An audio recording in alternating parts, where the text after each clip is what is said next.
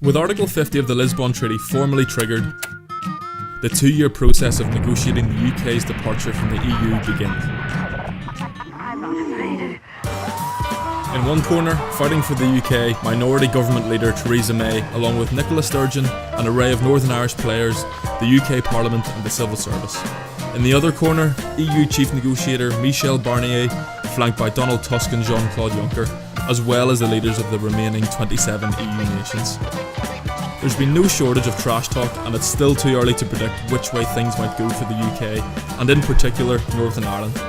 It's everything to play for and there are no guarantees, so get ready for a couple of tense years of Brexit Holdem. So far the outcome's been cast as a choice between a hard or soft Brexit. Despite May's impassioned battle cry that no deal would be better than a bad deal, there are many who fear that a reversion to WTO trading rules could deal a costly blow to UK businesses.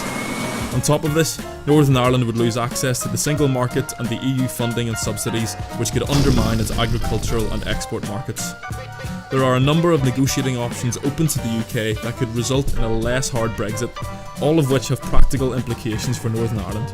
For instance, how to maintain a common travel area whilst restricting the free movement of EU nationals and imposing new customs requirements without border controls.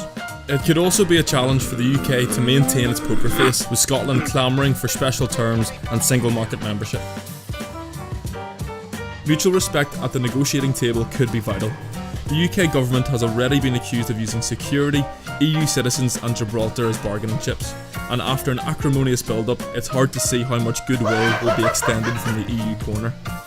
And let's not forget that as tensions are ratcheted up, other world powers will be watching, with Trump adamant that Brexit will be a great thing for the UK and Putin happy for the process to descend into a diplomatic royal rumble. More than anything, the Brexit process needs public scrutiny and accountability. And if there's anything you don't like coming out of the negotiations, you need to make your voice heard. Write to your representatives, sign petitions, demonstrate, and when you can, vote.